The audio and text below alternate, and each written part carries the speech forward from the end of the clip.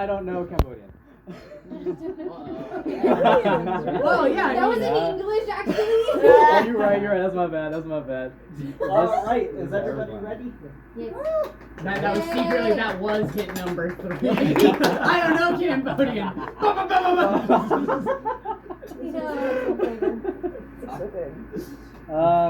Hello everyone. Welcome. This is my presentation on the legacy of war in the Vietnamese-American diaspora. A few content warnings. We're going to be going over mental health, substance abuse, suicide, depression, war trauma, post-traumatic stress disorder. Yeah, so do with that what you will. First off, does anyone want to guess where this picture is from or what the context of this picture is? Close. Laos. Laos? Yeah. No. Laos is a famously landlocked country. You're right, it is a landlocked country. Vietnam. North Vietnam? What? North Vietnam? No, I believe. So, what I'm going to be talking about today is what happened during the boat people migrations and the basically to the kids of the people who left war-stricken Vietnam in that time. People like me. This is a picture of the very first boat people who would often go on small boats from Vietnam to places in Southeast Asia like Malaysia, Philippines, basically anywhere that was not Vietnam. I'll talk about why. Questions during or at the end? Questions during, yeah. Oh, okay. Yeah. Let me know if y'all have any questions. So, what is the Vietnamese-American diaspora? How did I get here? How did people who look like me get here? Basically, of the 3 wars that I'm going to be talking about today. Well, the first one ended with the fall of Saigon and the Vietnam War in 1975.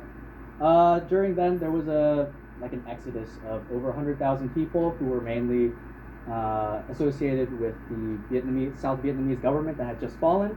So we're talking about officials, government officials, and military personnel. They mostly resettled in the U.S. because the U.S. was like, okay, we were working with you this whole time. We might as well take care of you guys. Fun fact: two of my dad's older brothers were radio operators in the South Vietnamese army, and I haven't asked them directly about this, but I suspect that they got out of Vietnam right around this time, between 1975 and 1978.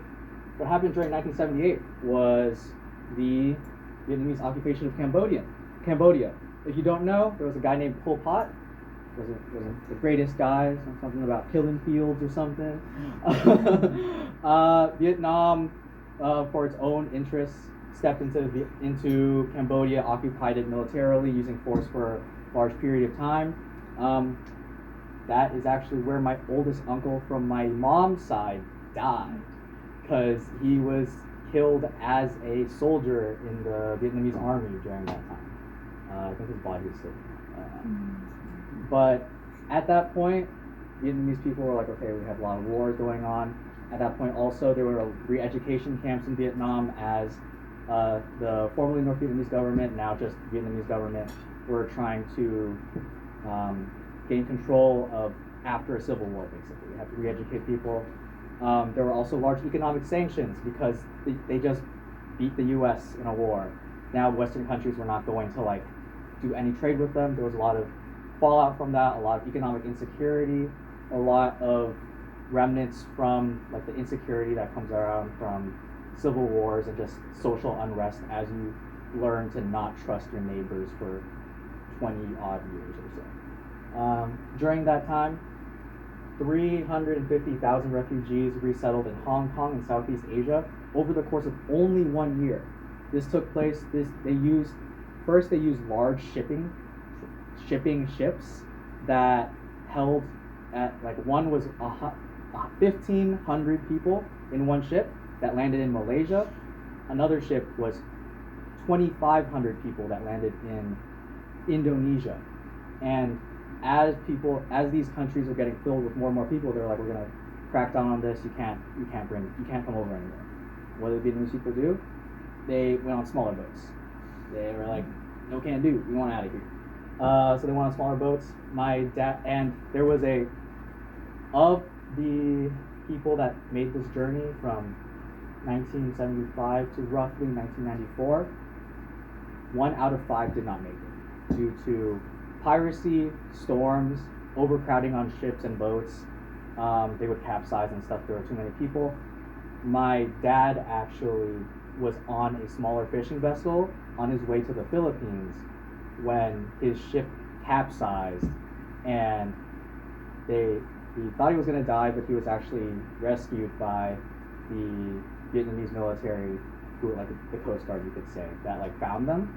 And to get out of the re-education camps, his mom, my grandma, had to like pay in gold bars to like get him out, basically. Another reason why they decided to leave was in 1979 there was the Chinese invasion of Vietnam. China was friends with Pol Pot. They were buddy, and they did not like it when Vietnam occupied Cambodia. So they came in, wanted to send a message. They came in through North Vietnam, signed the Vietnamese War. It didn't last very long because China didn't really want to spend all of its resources to completely control Vietnam. It was like military retaliation. But in the process of defending Vietnam, a lot of the Vietnamese people became very suspicious of a subset of the population called the Hoa people, who were basically Chinese Vietnamese, so like people like me, basically. So that's a big incentive for a lot of Chinese Vietnamese people, especially from southern Vietnam, to flee even more, to the point where the rate was 25,000 per month, and that's going to mostly France, the U.S., Australia, and Canada. At this point, Southeast Asia was no longer able to, was not able to handle the vast amount of people that was coming out of Vietnam. So there was something called the Orderly Departure Program.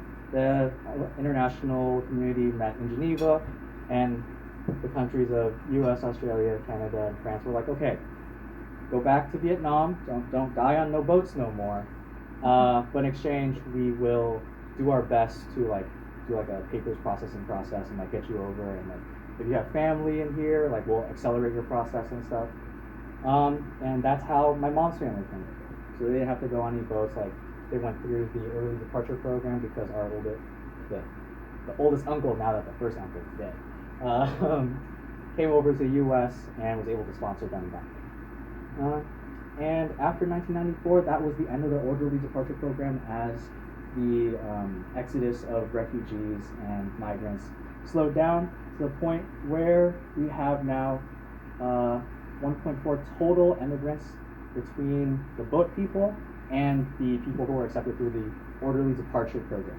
And this is a photo of Miss Universe Australia from 2022.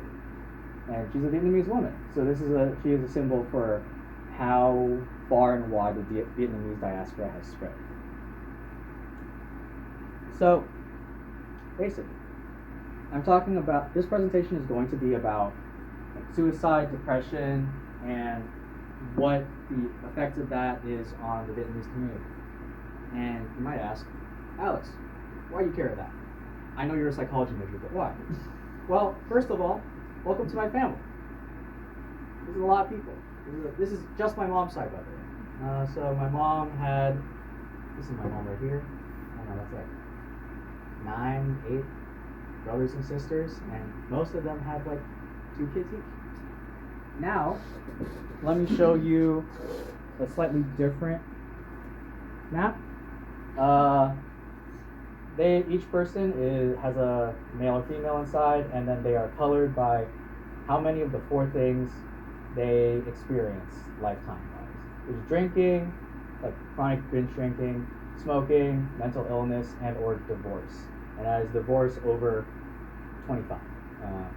And as you can see, there's a good amount of people who experience at least 1, and there's also a good amount of people that experience 2 to 3. And this was reflected in my experience growing up, as there was a lot of divorce happening with the adults, a lot of like unstable family situations, as I saw myself and my cousins going through adolescence, I noticed a lot of like substance abuse. And I was like, I understood that, like, oh, this is part of growing up, you experiment and stuff. But that also coincided with a lot of mental health issues, a lot of like family conflict, a lot of feeling of instability, insecurity, and like something isn't right.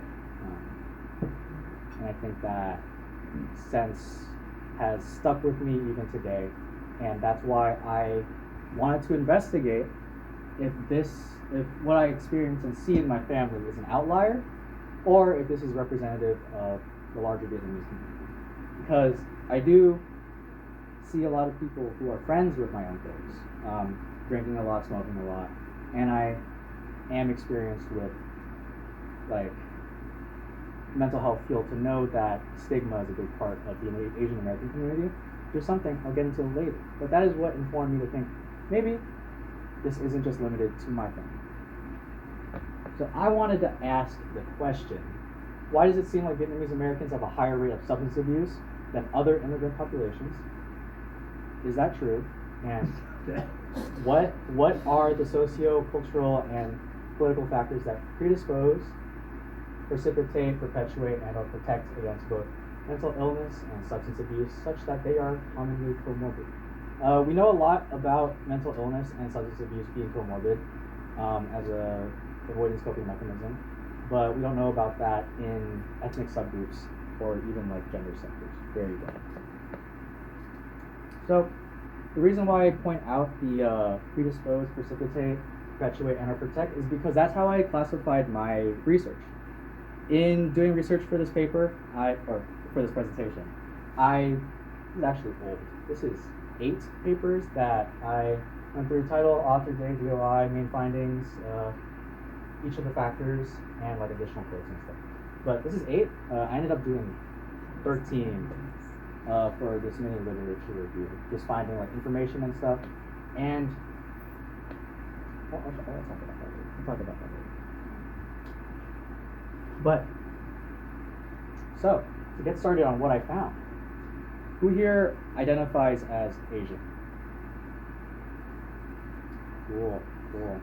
We got people who look very different, and I know from your backgrounds are like from very different backgrounds. Like if you want to talk, can you like shout out like if you had to classify like a subgroup, what would you say? I would say Desi. Desi. Or Deshi, I guess.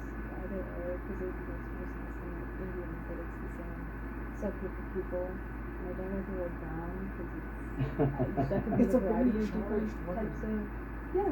I mean, like, it's different from yellow, and I've heard many people define yellow, but for us as brown people, I mean, you could be talking about South America, right? So Right, that's exactly, why yeah. I don't necessarily agree with brown Yeah, Asian. that makes sense that you would say brown is a very Yeah. charged word, yeah. But I mean, another word is South Asian. That also covers most of what I'm thinking about when I say it. But Desi is just using this. Desi, South Asian, South Asian. I mean, I'm Korean, but it's Korean. like I didn't really grow up in Korean culture. It's kind of a weird place for me to know like exactly what my racial heritage is in those terms, but as far as cultural heritage, it's not like that at all. But yeah, I'm Korean. Yeah, it's a very complex story. Yeah, absolutely. None of that is captured here. Yeah. This is UW Seattle. This is obviously not representative of like Washington State or whatever. But all of these stories and all that context that you guys felt the need to add to a fairly straightforward question, I suppose, of like how do you identify ethnically? It's not captured with this little pie slice, this one little word paper. Yeah, you want to say something? I don't know if you know, but UW, if you identify as Arab, they actually put white parentheses Arab in UW What the specifically. I'm not fuck? sure if you So know that. Arab is in white? Yeah. Interesting. I personally think, I mean, race is a complex issue, but if you're white passing, I guess it makes sense. Especially Arabs that I've met are very privileged and, I mean, especially Saudi Arabians. I hate Saudi Arabians. But I feel like the distinction. Yeah. Slow down with the racism talk. What can I say? You're always Like it is a very complicated issue, and that's kind of, I don't know, that's an interesting Yeah, choice. specifically for UW, which I think is fun. You wanna They're say This hopeful is they're fun. petitioning. Sorry. Nicole, this is more a question and more logistical, but in the various categories, what did UW say what was the definition of international there? Is that just people saying like, I'm from France, but I'm white, but I am technically not from America, so like as a UW student, I'm international, or is that like? I'm guessing It- it's what was- international like exchange students. It and they would not can- be because there's so many international students. Yeah, in that's UW the other thing. It's that- like because that's different from like racial ethnic demographic. Besides, I mean, it is an ethnic demographic, but like, how is that different? Because it seems like There'd be if you overlap. and also too. if you're an international student that's filling out this, like putting a bubble down on some kind of paperwork, like there's not They why would you must- not just put down like They must not fill out the same paperwork as That's fine. I was just wondering how that contributes to the pie chart. That's a great question. I have no Yeah. idea. Yeah. Yeah, I have no Because there idea. are It's tons of very international opaque, and people I and think that would that's also kind of- say that they're Yeah. like Asian or Yeah, Hispanic, that's but kind they're of the also point, international right? because they're from not where UW is. But, okay, anyway, I was just curious. Yeah. Yeah, over the course of this conversation, we've mentioned a lot of people from like different parts of the world: Saudi Arabia, Vietnam, Cambodia, Korea, Bangladesh. And that's not capturing Asian as a monolith. And you guys know generally, like one Asian does not mean the other is Asian. But the reason why I bring this up is because that isn't explored in the scientific literature very well. Actually, pretty bad job at it, to the point where I only think in 2012 where studies actually started differentiating between different ethnic subgroups within Asia. And at that time, like, Bleeding Edge was saying South Asian, Southeast Asian, and East Asian. And like, that was it. That was Bleeding Edge at the time. So this is a bit of a disclaimer because a lot of the data that I'm going to show you guys doesn't have that comprehensive of like, this is what the Vietnamese population looks like. This is what XYZ population looks like. There's just Asian.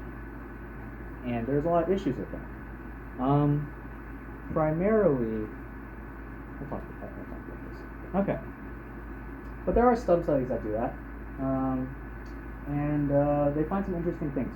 A lot of it, I will preface right now, a lot of it is very conflicting information. A lot of it is very preliminary information that I cannot make like broad sweeping claims about. But in 2013, using a U.S. national sample, they found that Vietnamese men had the highest rates of poor mental health out of like a rating system between great, good, fair, and then like poor or like very bad. That's 3.6% versus 0.7% of the white population. No, it was just other Asian subgroups in general. That was the average. 0.7 was the average in Asian groups. They also found that Vietnamese men, along with Chinese men, had a lower percentage or rate of ever seeking mental health professionals. I'll talk about why later. And there was, in terms of depression, generally, a literature review found that Koreans were generally around 33%, Chinese were 15%, Filipinos 34%, Japanese were around 20%. Going back to what I said earlier about why monolith is bad, this is a lot of very different information, almost like double the rates of some people. And even though the confidence intervals can overlap a lot, the fact that there's this much variation really hides what is going on within subgroups, to the point where over the course of my research, I really noticed that like the Chinese population, because it is so large and it is the prevalence of things like substance abuse and depression is significantly lower in that population, it actually makes things for Asians seem better in general. When, especially for Southeast Asians and South Asians, that is not the case. Yeah? Are the p-values for the other categories just insignificant? Or, because I noticed that you only listed p-value for the Chinese population. I noticed that as well.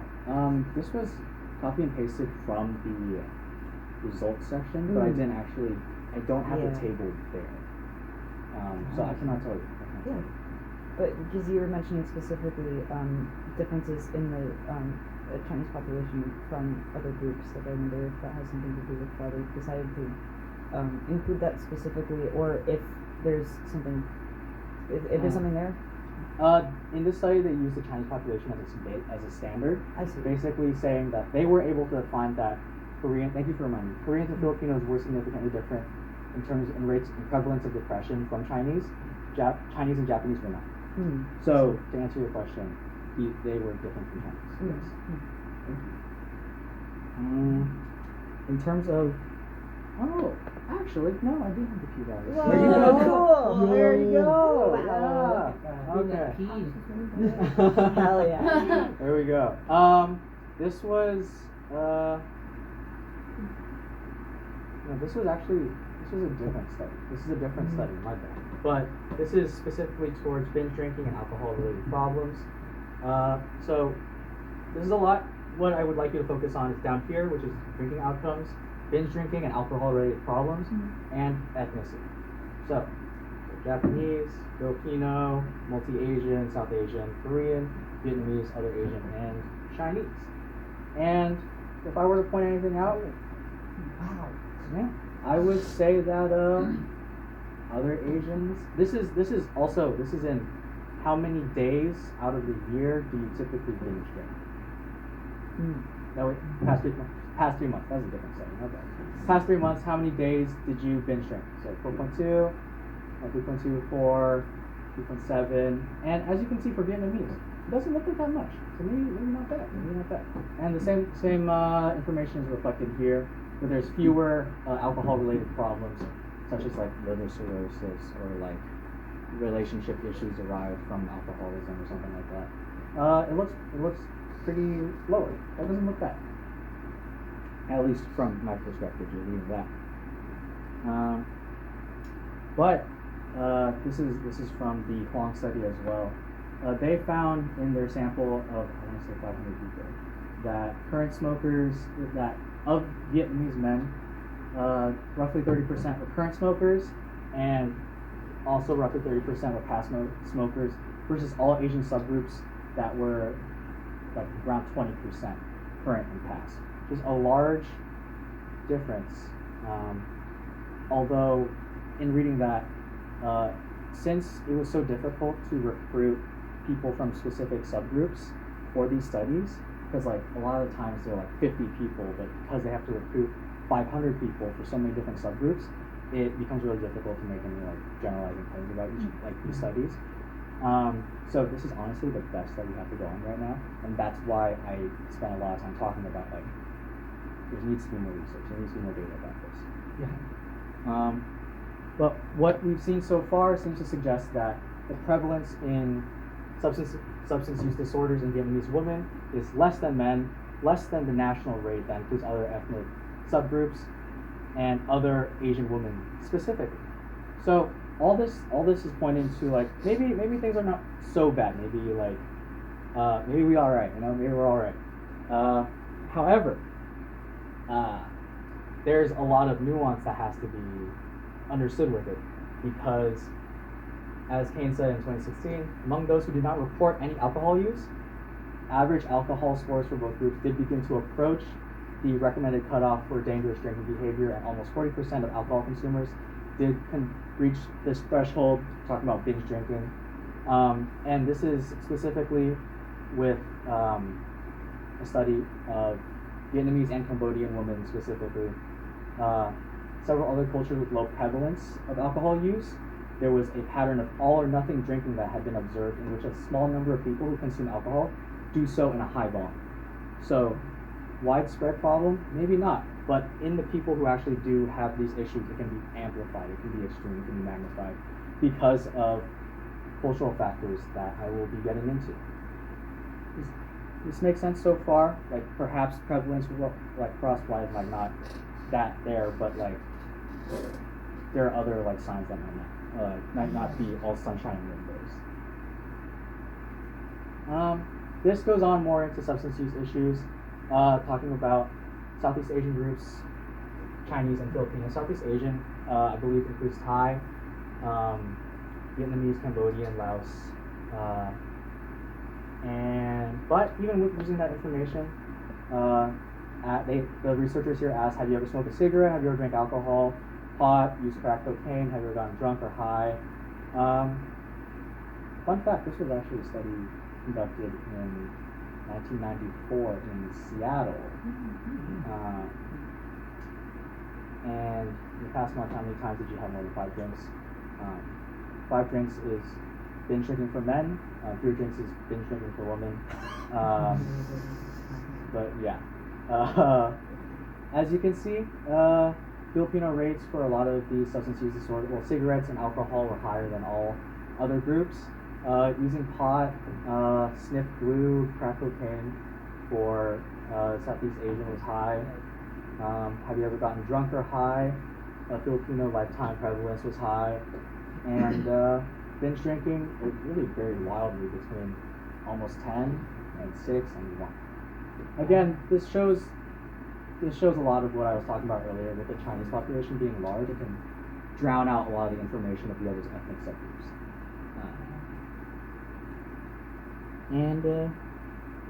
This is what I'm talking about. Okay. So, with all this being said, why may some people use alcohol, drugs as a coping mechanism?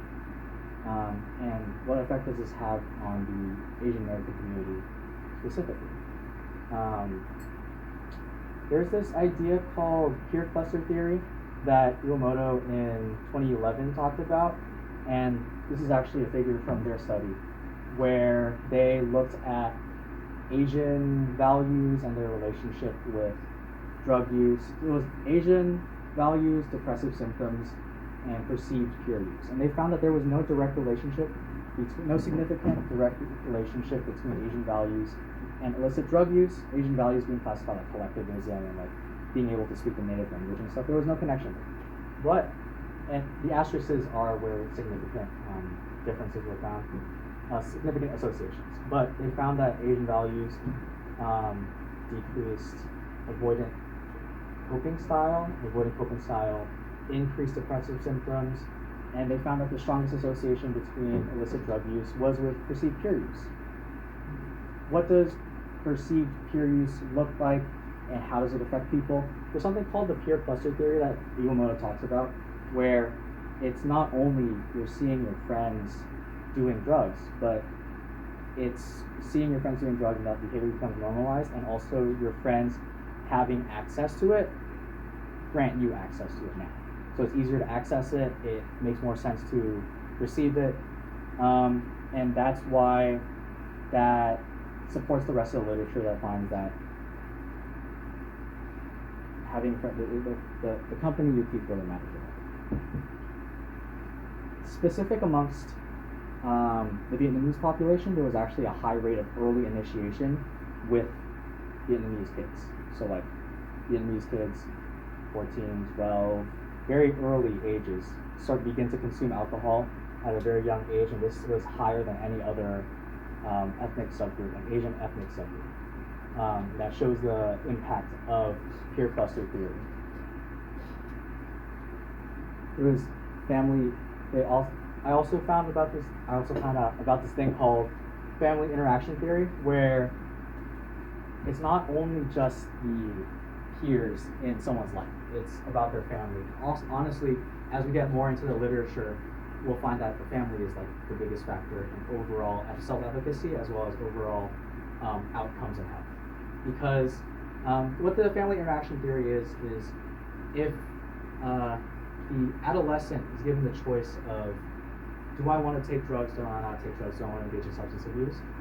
A lot of the time they will be informed by their parents, especially maternal drug use is highly influential. How their parents treat you, how the kind of rules and standards you have in the house for drug use, kind of shame and stigma that is there.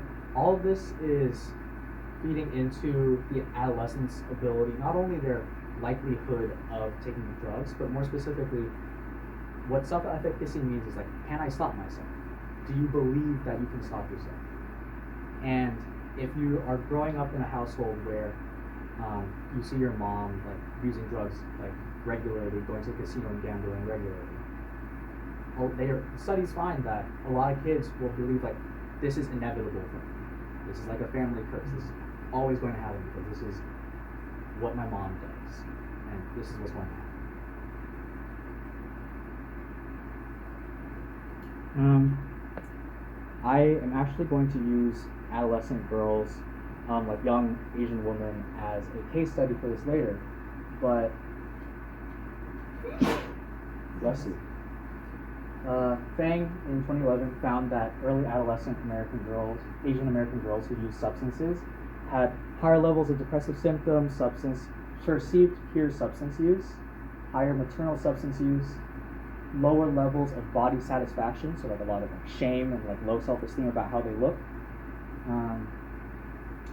lower problem-solving ability, parental monitoring, and family rules about substance use. So a lot of the things that I was talking about, these theories backed up by this study. So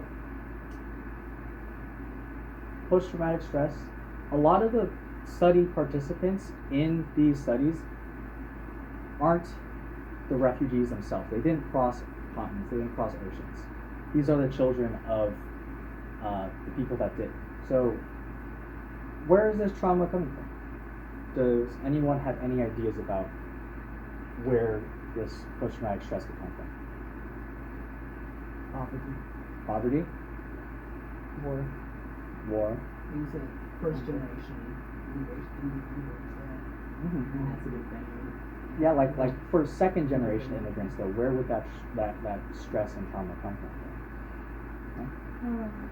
I would guess possibly interesting relationship with like your cultural identity, because you're growing up in a different country, but your parents don't know that culture, and so you're kind of you feel split between, and you don't really know where you belong. So you can probably grow up a lot with like not knowing where you belong and where your place is. It's gonna be very confusing. That's gonna be a whole 1 or 2 slides for this. So yeah, nice. That was good. Yeah. So for those who didn't hear, it was like basically what I'm gonna say is like acculturation stress and differences in acculturation between generations, between parents who acculturate really quickly or have struggled to acculturate, and children who were born American, didn't like this is all they've ever known. Other things that cause post-traumatic stress are discrimination, especially in newly made immigrant communities that haven't had time to really understand what it is like to be Southeast Asian, to be Vietnamese, and people encounter discrimination, especially if there's like clear visual distinction between one person and another. You're different. I'm going to bully you because of it. So how does post-traumatic stress, PTSS's, post-traumatic stress symptoms, how does that affect it? How does it affect substance use? Quite a bit. But what the study found was it wasn't a linear, it was moderated actually by shame. And the shame came from family members, friends, community, about their post-traumatic stress. So things like stigma can actually play a big part in how much prevalence there is in substance use disorders. So if families are supportive, friends are protective, and that could definitely help people who are more at risk for substance use disorders. Post-traumatic stress can also come from experiencing child physical abuse and interpersonal violence. There was actually incredibly high rate of child physical abuse found in a study done in 2018, where roughly 15% of children in that study, they weren't children in the study. I believe they were college students from City College, New York. But 15% of them experienced child physical abuse compared to 11.3% of the total population of the study. And interpersonal violence is also known to be high in Asian communities, particularly relational violence, so like within marriages. They found that Sarah Iya found that Southeast Asians tend to binge drink 35 days in the past year in comparison to East Asians and South Asia. The numbers here are really striking. This was ultimately a small sample, but it was 35 days compared to 6 days compared to 3 days. And when I say small sample, I mean 200 people. But it was interesting to see. That's a lot. And it is a lot. And it correlates to the binge drinking information that I gave earlier as well. And they did not find differences among ethnic subgroups in the rates of trauma exposure, not only from war but also from personal violence and physical abuse. So it was young Asian Americans in general experienced 14.6%, but they did not find differences within the subgroups. Yes? When they're describing low shame and high shame, which are they talking about? Shame about the post-traumatic stress symptoms that they're experiencing, or about binge drinking? It's talking about the post-traumatic stress. Okay. Yeah, not talking about the binge. Oh, I misinterpreted. Okay, maybe I thought that the was shame was around like their substances, like being ashamed of the substances. I think in my manner of speaking, I recognize, I can see where that comes from. Got it. I'm talking about how we can prevent the outcome of substance use disorder by decreasing shame in the community I see. about post-traumatic stress. Got it. That makes sense. Yeah. Child maltreatment.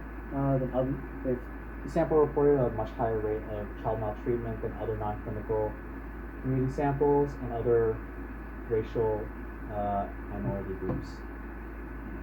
And that number is different because child maltreatment is not just child physical abuse, but also like verbal abuse as well as neglect.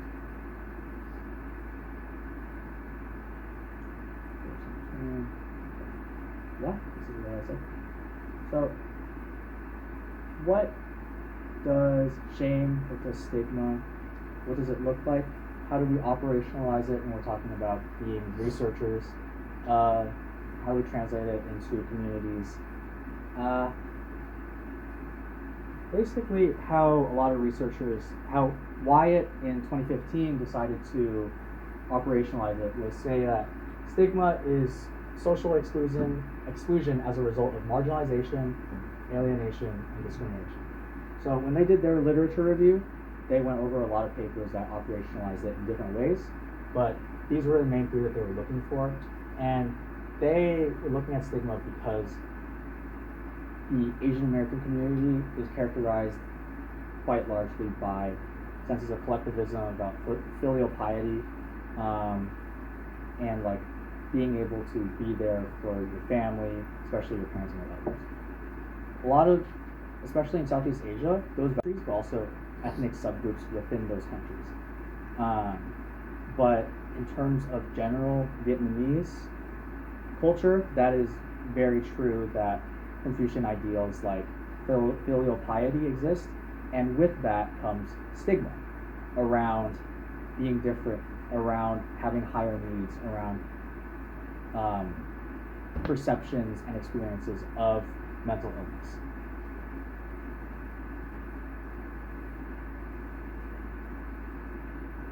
Alright.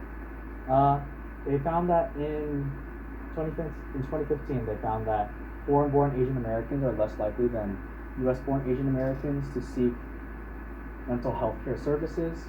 And this was largely due to cultural factors, because minority groups are less likely to report mental health issues to peers or medical providers or seek care.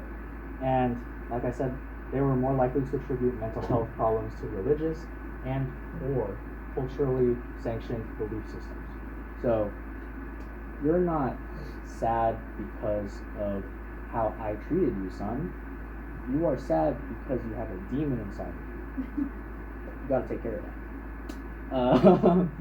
Or ultimately, a lot of the reactions around mental illness that make it, that don't key in on the individual experience and rely on culturally sanctioned belief systems, like spirituality as a way to bounce it off, or to deflect it, are very harmful to breaking the stigma. Being able to name depression for depression, being able to name suicidal ideation for suicidal ideation. We're gonna get into some, I didn't actually say it, but that results in Asian Americans being less likely to seek mental health services. As I said before, Vietnamese Americans and Chinese Americans are the least likely groups to seek, Asian groups to seek mental health services, largely because of that.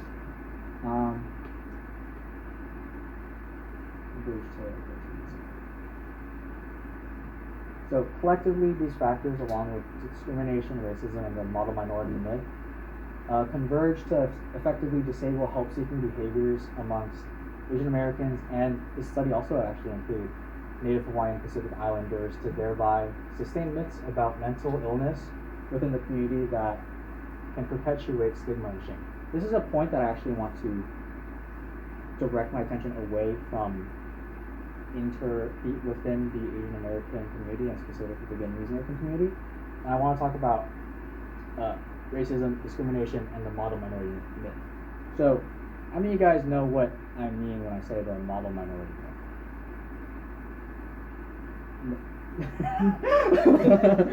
Most of you guys know. Okay. For those of you who don't, the model minority myth is the idea that Asians are like genetically, inherently like smart and hardworking, and like we keep our heads down, we don't make noise and stuff. That's obviously not true. But the effect of this myth is that a lot of Asians feel like they need to be perfect, need to live up to that.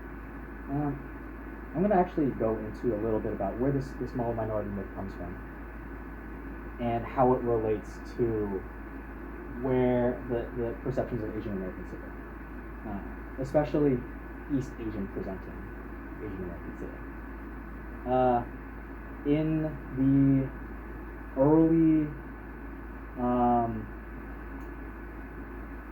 early civil rights movement in the 1960s, there was a lot of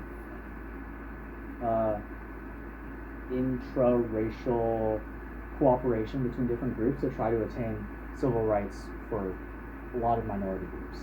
Amongst them was actually a group of where the term Asian American was actually coined was in California during the civil rights movement, in order to be able to have a way to speak about the Asian community in a way that resonates and that is easily captured in a 2-word phrase. This is how you like is messaging 1-on-1, basically. But that's not where the model minority myth starts. The Asian Americans so when I showed that timeline, that showed the 1970s, 1980s, and then like started dropping off around the 1990s. Asian American as a term was used during that time, and Asian Americans were coming into the U.S. But the Asians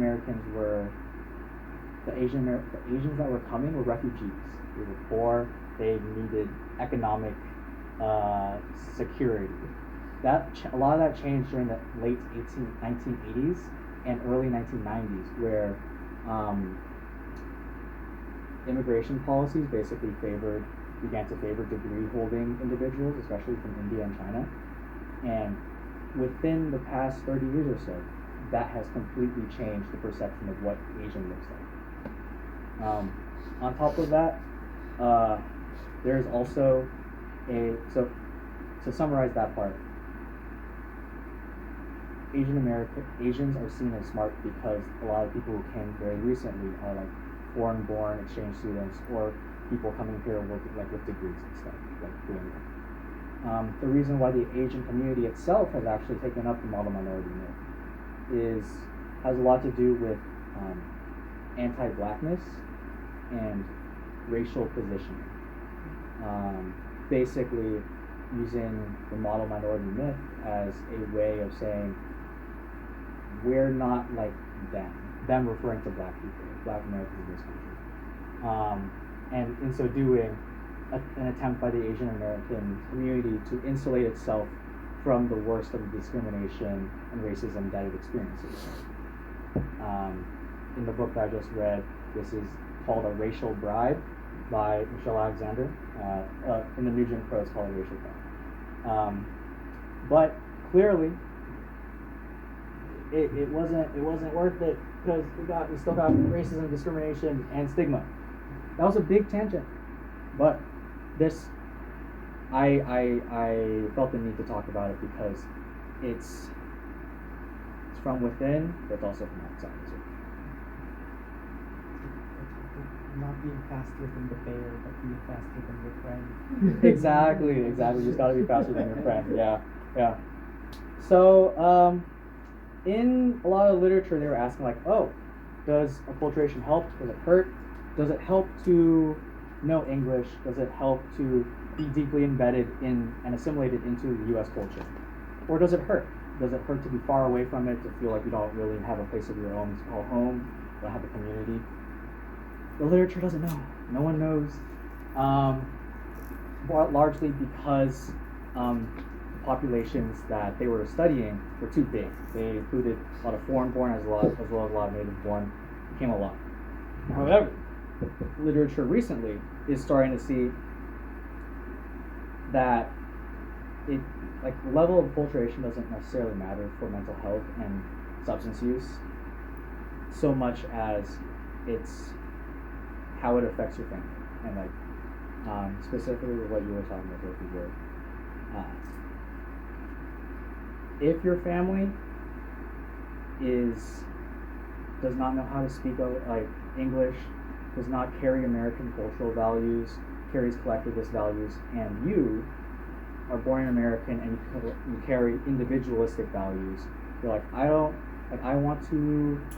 don't necessarily dream of taking care of you guys until you die.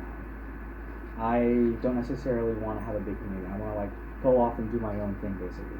That conflict is called cross-generational conflict.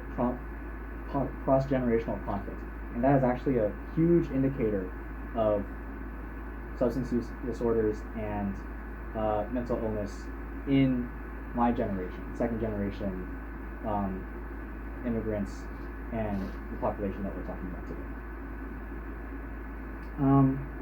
Where acculturation comes in is with Asian American girls,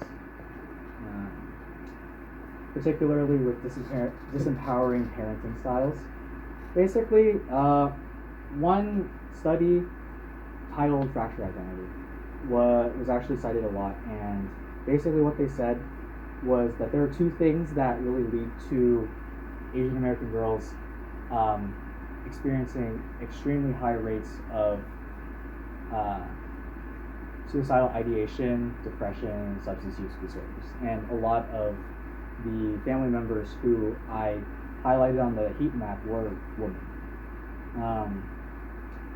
What the double bind is actually very related to the model minority myth, where it's the expectation that you have to be the present expectation is you have to be the perfect Asian woman. You have to marry someone who is highly educated. You have to yourself be highly educated. You have to take care of your parents until they die. You have to be respectable. You have to be honorable. You have to be meek. All these things. While at the same and the experience of many girls who have this placed upon them is I don't want to do that. That sounds like a lot. Which I'm sure that like I hear some of you guys like laughing at it. It sounds like a lot.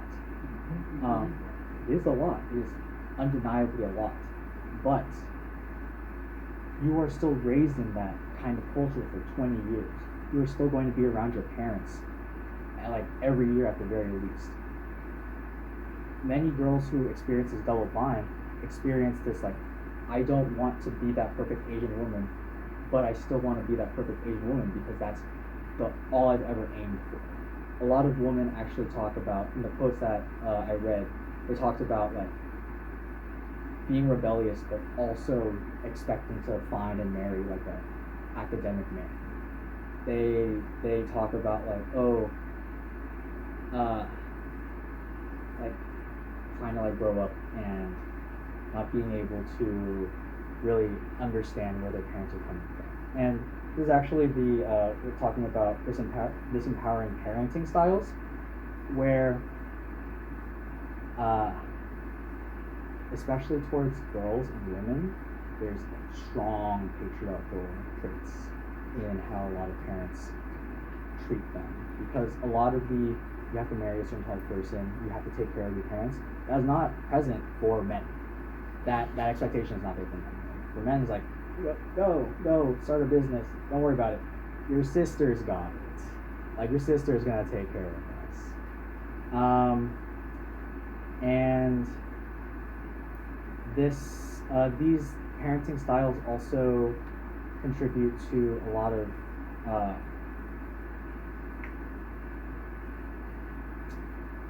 what's the word when you like tell someone that they don't know what they're talking about? Gaslighting? Yeah, sure. Yeah, a lot of gaslighting. Yeah. Oh, undermining? Yeah, undermining. There we go. A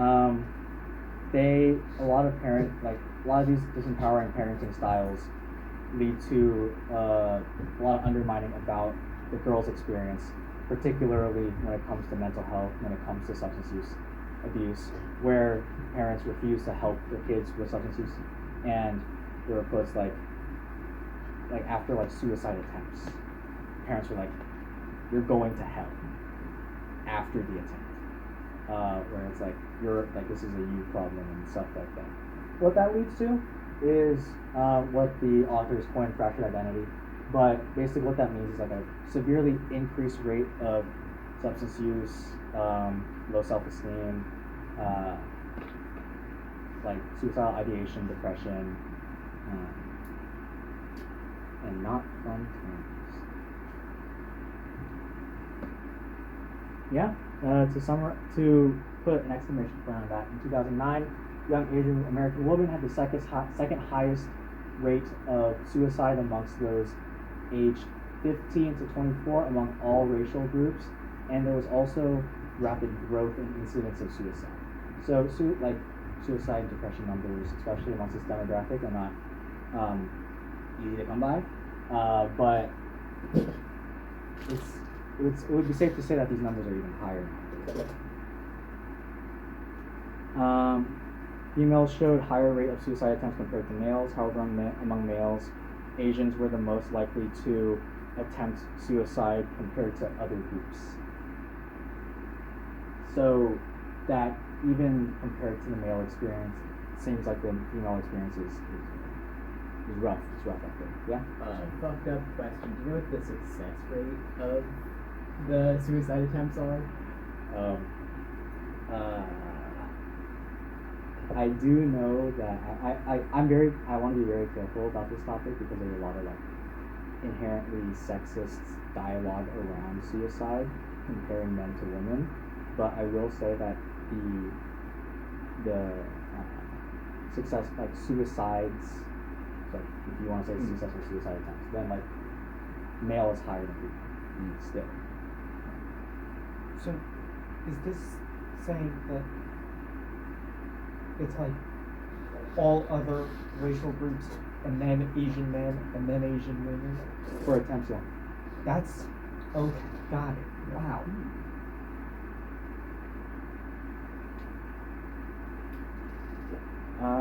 This is a quote from that same study.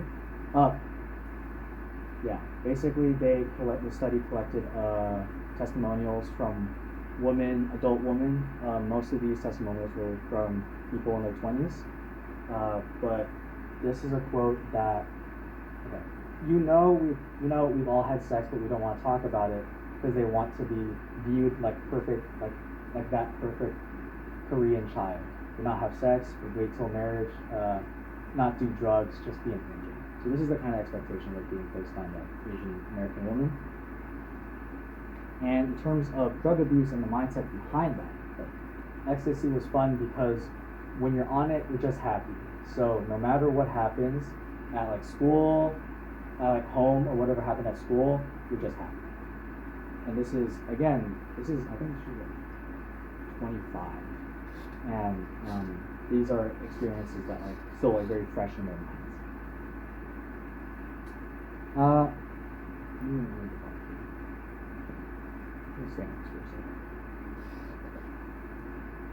Ultimately, in the literature, it's very difficult to find information specifically about Vietnamese people. If I had to make a concluding statement about what I found so far, it's that it would be unjust to say that it would be inaccurate to say that Vietnamese people experience more or less than of substance use issues or depression or suicidal ideation than any other racial Asian subgroup. However, there are patterns of specific types of behavior that should be monitored and should be accounted for when when members of the community work with Asian American people, especially Vietnamese people, that may experience issues, might need help, such as potential for binge drinking, potential for smoking, inquiring about the kind of people that they're around and seeing like influence of peers, and especially the family dynamic, about how heard they feel by their parents, how supported they feel. That all needs to be incorporated into policy and into healthcare moving forward, and especially into the Asian community itself. So that was a lot of really depressing stuff. It was really sad. What can we do about it? This is basically what I just said. What's good? What helps? What is protective in a sense? There were 4 P's there. What is protective? A good amount, actually. A good amount. Good, I will highlight, this is tricky because what I just said about adherence to culture and acculturation, very tricky. However, Fang talks about adherence to filial piety as a way of accessing good mother-daughter communication, about actually listening to family rules about substance use. That being said, I would focus much more on family involvement with helping with homework and shared family meal times. These are small things that actually gradually add up over time. This is how you build rapport in the hospital, in the clinic, and in the family. You put in the effort every single day. Protective factors for depression, extroversion, high self-esteem. Another interesting thing that I noticed was this theme about feeling physically developed, feeling attractive, especially for adolescents, was very important and like very indicative of or predictive of their self-esteem.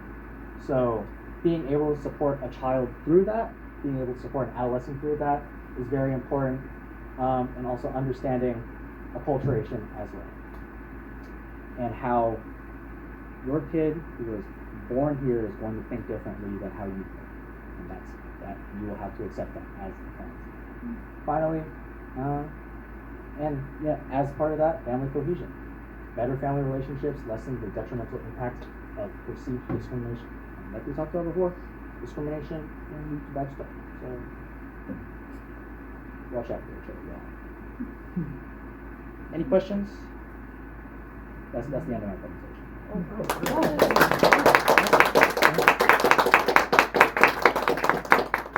Yeah? Not you. Yeah, you. You made sound. Sorry, I'm checking on the I'm gonna recording. raise my hand real fast. Thank you. Serious, how would you, well, what would your preferred direction be for scientific literature in the future? Like, what kind of framework do you think, or guide, do you think people should approach to including more subgroups or managing them to get more specific into abuse, substance abuse details? I think that, thank you, great question. A big issue was actually that a lot of these studies were done in English with college students. That is a very specific and not representative population of the overall Asian American community. Not so much that, like, there were a few that I actually cited about, like, Asian and Vietnamese men in general. That one was about, like, people in their 30s and beyond, basically. So that didn't include anyone under 18. But to answer your question more concisely, having studies being in different languages and actually reaching out to older generations of people, especially the first generation who actually experienced trauma. I spent so much time looking through the literature, like trying to find like the actual, like my father's generation, my mother's generation, what is their experience with substance abuse? Because I have a lot of anecdotal information about casinos being very exploitative of older Vietnamese people because they don't have a community. They literally have Vietnamese singers come to casinos to perform because they know that it's filled with Asian aunties whose only sense of community is at a casino while they're gambling. Yeah. So language is a big thing and like targeting that kind of effort. Yeah? I don't know if I'm gonna ask the question that I want to know, but it was really interesting that you were talking about kind of different, I mean, separate of the limitations of your research, but like the difference between the generations and whatnot, and the disconnect and the way that those disconnects can lead to different patterns of behavior for different kinds of malbehavior or maltreatment of oneself. I don't know what I want to ask, but I guess what do you think about the future in terms of the third generation? I'm not inserting myself in here, but like for example, my mom's gotten recently into a lot of family history stuff that she never really got into, and it's kind of becoming her personal passion right now, and I'm watching it develop. Neither of her parents were from this country, and I'm realizing, oh my gosh, Mom, are you not self-medicating for some of your mental illnesses that you have from your like not cool childhood of like being in an orphanage and being abducted to another country and like having a very, very mentally ill mom that's she was just mentally ill, clinically mentally ill before, whatever, that had nothing to do with her war, cultural, political culture or anything, but it's just interesting watching my mom kind of go through this and realizing, oh crap, my mom's a second generation, she's white, but like she's a second generation European woman that kind of doesn't acknowledge her lack of feeling of placement because she grew up in America, but she also kind of grew up in Australia, and like neither of her parents like grew up with American culture, and just kind of, and also feeling weird because she doesn't speak Polish, or like it's just feeling weird about that. So I was just wondering what kind of you've seen, like what about when your generation has kids, like what does that look like? Because you're obviously way more informed from your psychology degree and your research of like, okay, how do we get people like mental health and how do we decrease these numbers? How do we have positive connections and community? Yeah, that's a fantastic question. Thank you. I'm seeing it in person because my oldest. Sorry, yes, don't like flashing lights. Okay. So, my oldest aunt has a daughter. So my oldest cousin is 34ish. She has a daughter. She's like her daughter is my niece, and her daughter is like she's turning 10. So I'm seeing this third generation. Right, it's coming along in my life, and what I'm seeing is like a lot, like what I can foresee about issues about mental health and like substance use is like a furthering of disconnect from a sense of home, a sense of nativity, a sense of like, this is my community, this is who I like, especially as like people like part of the American process is moving like planting the seeds far from the tree and stuff. So that sense of community that is so important in the Vietnamese community is not going to be present for her probably. She's probably going to move somewhere else. So that sense of, so when I talk about acculturation differences, I can imagine that sense of community that her mom has, she's not going to hold the same thing. I can imagine that the Vietnamese language that her mom so desperately wants her kid to learn, it's not going to be valued as much. And there might be a point where she realizes, like her daughter, my niece, realizes, like, who am I? What does it mean for me to be Vietnamese? What is my culture? What is my religion? And if those answers aren't apparent, and if those answers aren't accepted or acceptable, there might be some poor outcomes that honestly may mirror what is happening here. Yeah?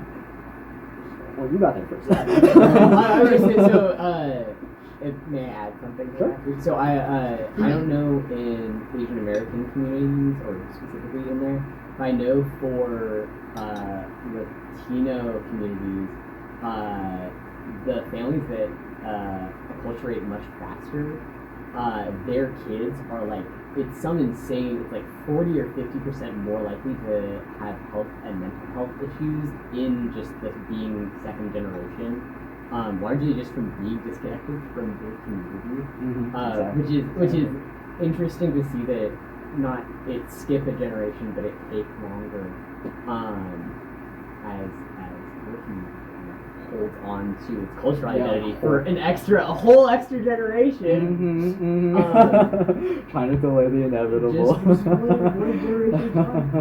But I actually had a question about so through the 80s with the model minority identity, how that's changed kind of now that on one hand I feel like you can kind of see like it's harder to come to America even with a degree, which is where you get your kind of stereotypical UW Chinese kids who are like uber wealthy and like driving the Porsche everywhere. But at the same time, actual immigrant families aren't owning as many stores and aren't running as many like clinics and things like that. I wanted to know what your perspective on kind of that enforcement of that stereotype was. Now that it's more, or now that we're 40 years removed from kind of the building block of that stereotype. Let me see if I got your question. Okay, so it's like, what, how does the model minority myth look now that the populations have changed again, to include like even younger people who are even wealthier as Asia is like rapidly increasing and developing. That's a different population. What does the model minority myth look like? I actually think that, at least from my perception, the model minority myth it's taken on a life of its own, and it doesn't need outside perception to keep it going. The biggest driver of the model minority myth was always, like I talked about, anti-blackness, and the Asian American community is very insulated from the newer Asian immigrants. So much so that like we do actually see each other differently, and we like call each other fobs and shit.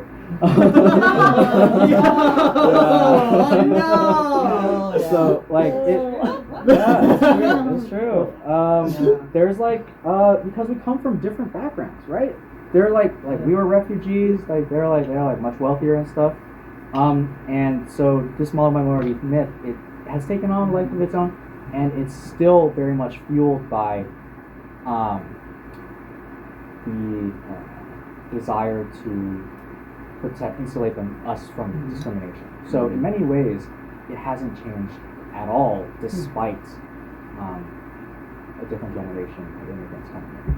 Yeah, and I actually appreciate what you said about Latino, how like the what you learned about Latino community, like acculturating faster, because I actually did some research before this on something completely different, but they found that your connection with your with your native culture is actually a protective factor against depression. Well, that explains a lot.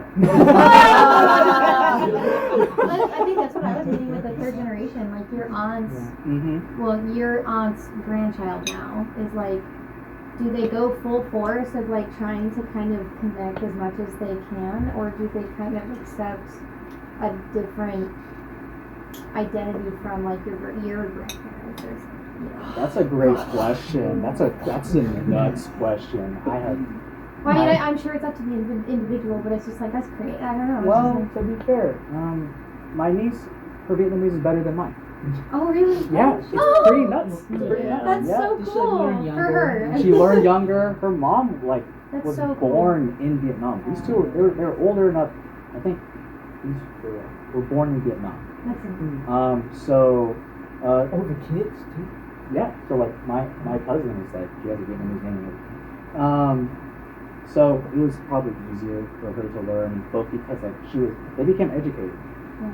So my mom was never educated. She didn't know the important. She actually wanted me to learn English more because a way of insulating me from discrimination. Yeah. I had a buddy who her mom's I think her mom was born here, but family from Shanghai, and her dad is from Taiwan. No, her mom is from Taiwan. Her dad's Taiwanese. I just don't remember. One of her parents like came from the country they're from, and one of them was born here, second generation, and both of them speak different dialects of like Chinese Mandarin. And she was like, yeah, like either of them taught me. One can speak it and just can't teach me, and the other one's trying to learn it but can't teach me. And I just speak English, and I'm just like, what do I? And she's like, I know, and she's like, I want to go. Chinese? I want to go to Taiwan, China, whatever, but like, I also know that I feel like I won't be accepted. I was like, dude, that's crazy.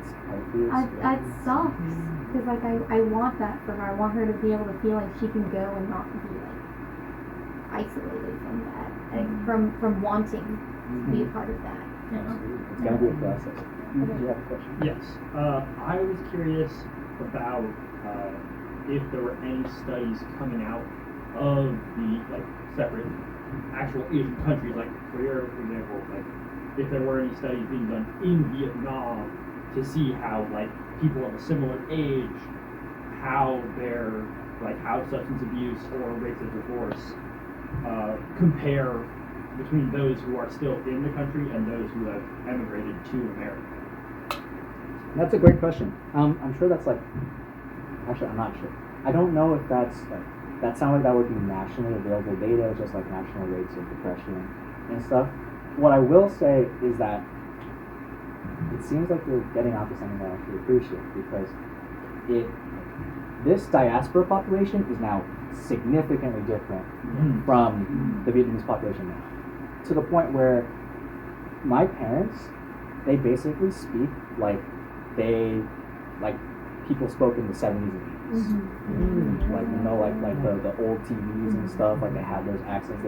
They use basically when I took Vietnamese in UW, take classes, my teacher was like, your vocabulary, you're using old vocabulary. You boomer ass.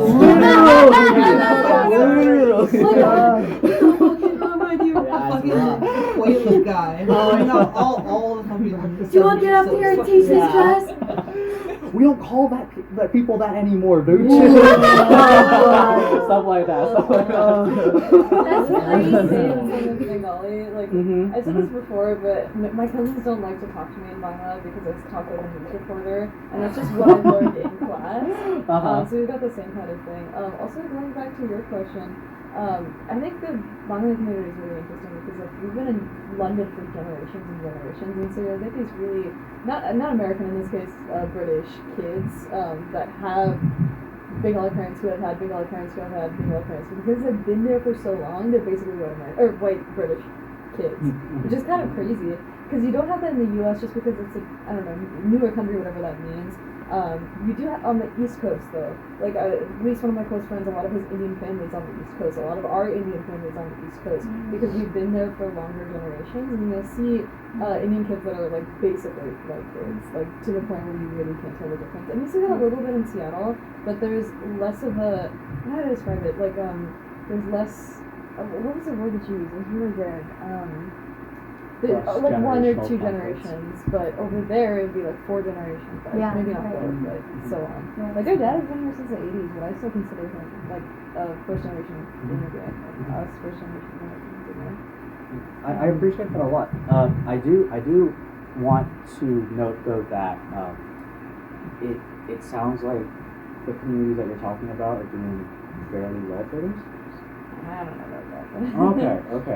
Okay, that's good because I was going to say like It's good that they're suffering. Sorry, I was Their gonna suffering makes them relatable. They're valid, okay?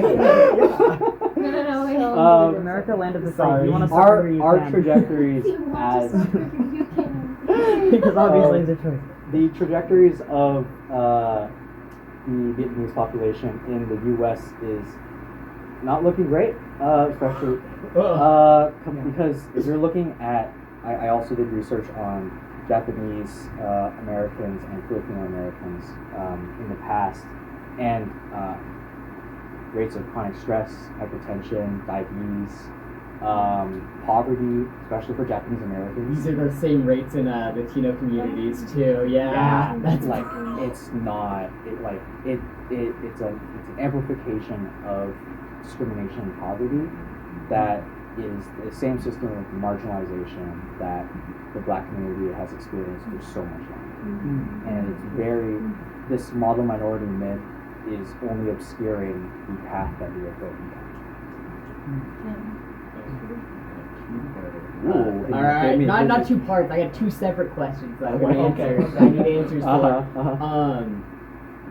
The first, much more related to that directly, is do you think just the quality of life for the first generation immigrants who are very traumatized, but coming to America is a lot better in terms of their, like, again, sounds weird because obviously they're coming into a very racist, very discriminatory country, but they're not, I guess, not worrying every day about a war breaking out or civil unrest in the same way, compared to younger people who are growing up and are like, well, this is all I've ever known, and so this is like way shittier than what I'm seeing other people growing up in, compared to their parents who are like, well, I mean, it's not Pol Pot's killing field, so I think I'm alright here.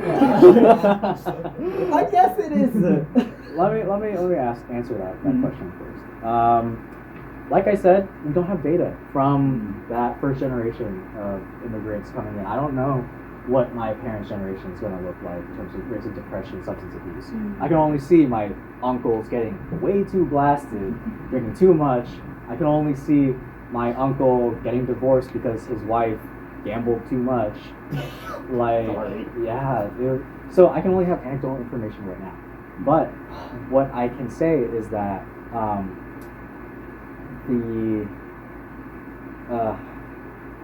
what was your question?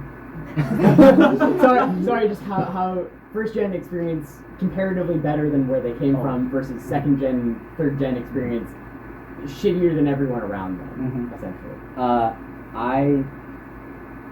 I can't give you the definitive answer. What I will say is that the immigration story is often weaponized against children in the second generation as a way of asserting control over them, especially asserting filial piety and a sense of you owe me because I Use it Pol Pot's killing field.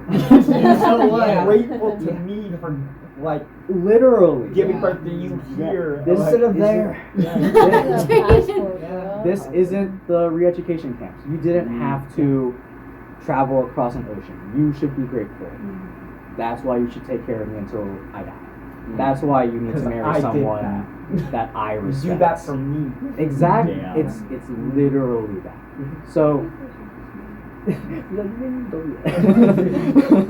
no. so that's definitely a difference in experience. And then second question, how like just I've been on this because of a different thing, but how much like flattening in Vietnamese identity you see in coming to America, where like Max asked about data in Vietnam, and I kind of, to me I think like that's hard to find in somewhere right, or that's hard to find in any country because it's not just like the Vietnamese population, it's their own subpopulations and their own ethnicities, compared to like America where it'd be like, they're all Vietnamese, right?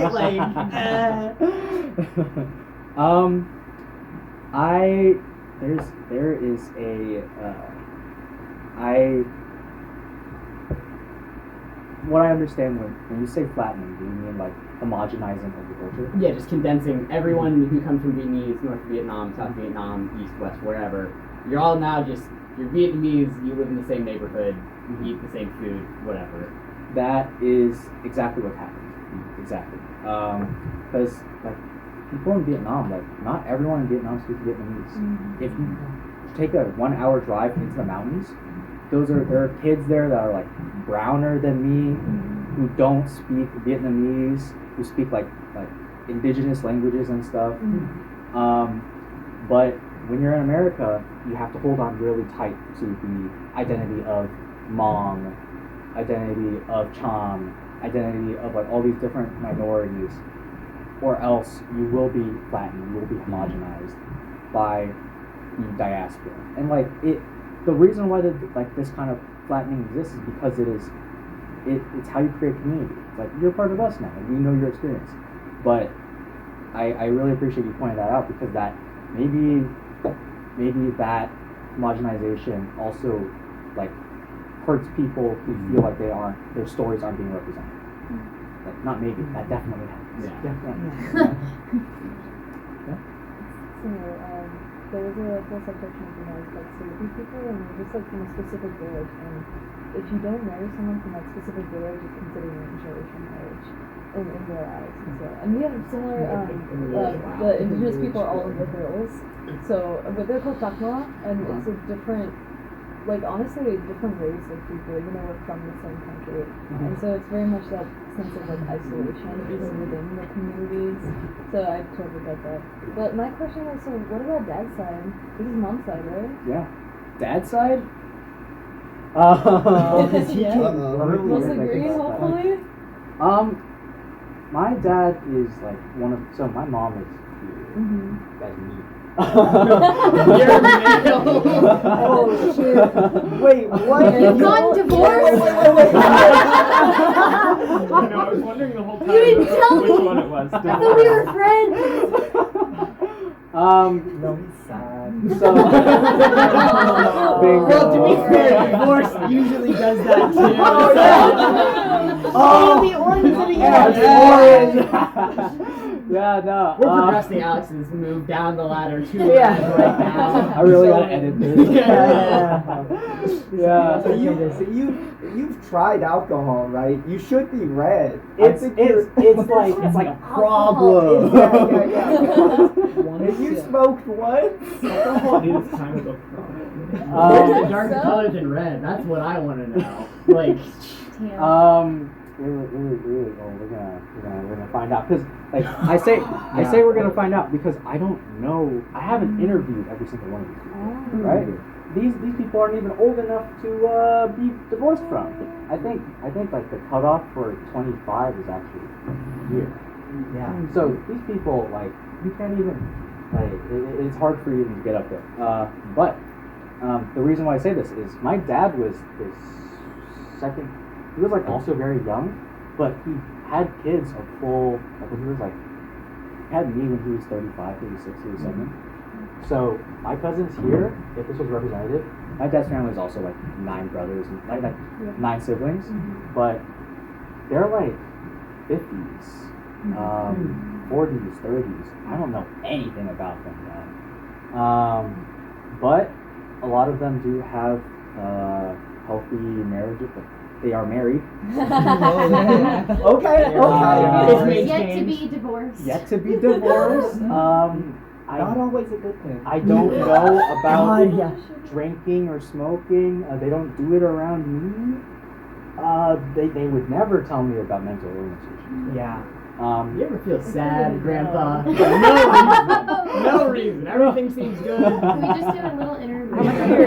It's not depression. That's not what I'm asking about. Yeah, Okay. That doesn't exist, so we do don't. you have demons inside Oh, of yeah, you? just go right now. Let's ask them if they've got Yeah, demons. get on the phone. Start going through your contacts. Speakerphone. Let's get a big group call for like your 8 uncles and aunts. So I can't answer that question, but I think it would actually look better than this.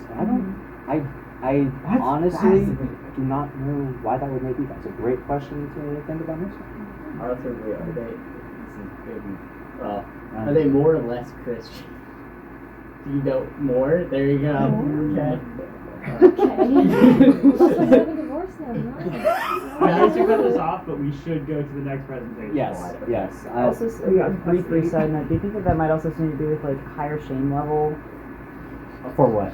like more more Christian, and more green? yeah. Sorry, Oh, so like they wouldn't admit to themselves. Like if this chart like, looks more no, I'm green, saying is that more shame? Could Oh, that maybe equate to more shame? Because there is a correlation with shame. There's no But substance or I don't there's no know. like coping mechanisms or anything. Oh, so they just feel shame, but there's no like substance use. Yeah. There's no out. Yeah.